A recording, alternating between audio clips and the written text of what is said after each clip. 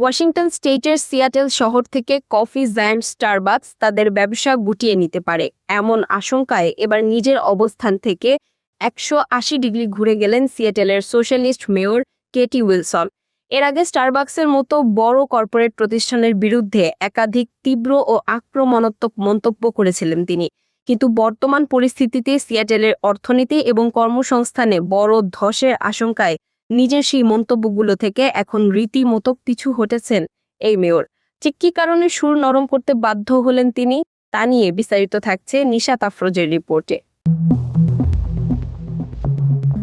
আমেরিকার সিয়াটল শহরকে বলা হয় বিশ্ববিখ্যাত কফি চেইন স্টারবাকসের জন্মভূমি, কিন্তু দীর্ঘদিন ধরেই এই প্রগতিশীল বা লিবারেল শহরটির সোশ্যালিস্ট মেয়র কেটি উইলসনের সাথে স্টারবাকস কর্তৃপক্ষের এক ধরনের রাজনৈতিক ও আদর্শিক দ্বন্দ্ব চলে আসছিল।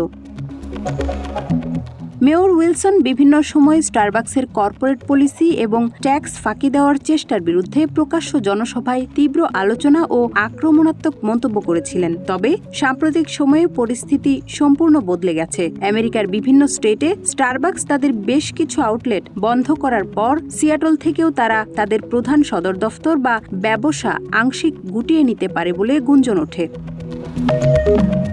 এই আশঙ্কার কথা ছড়িয়ে পড়তেই সিয়াটল জুড়ে চরম আতঙ্ক তৈরি হয়, কারণ স্টারবাকস চলে গেলে আমেরিকার এই স্টেটে হাজার হাজার মানুষ চাকরি হারাবেন এবং শহরের অর্থনীতি বড় ধাক্কা খাবে।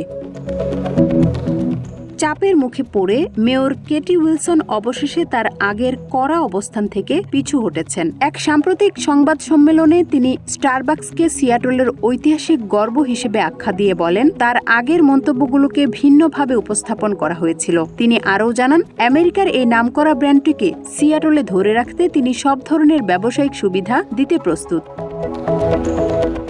অর্থনৈতিক বিশ্লেষকরা বলছেন, সমাজতান্ত্রিক আদর্শের বুলি আওড়ালেও বাস্তব অর্থনীতির কাছে সোশ্যালিস্ট মেয়রকে নতি স্বীকার করতেই হলো। আমেরিকার সিয়াটল স্টেটের সাধারণ ব্যবসায়ী ও নাগরিকরা মেয়রের এই সুর বদলকে ইতিবাচক হিসেবে দেখছেন। তবে স্টারবাকস কর্তৃপক্ষ মেয়রের এই নতুন সমঝোতামূলক প্রস্তাবে সাড়া দিয়ে সিয়াটলেই তাদের ব্যবসা পূর্ণাঙ্গভাবে টিকিয়ে রাখবে কিনা তা এখনও নিশ্চিত নয়।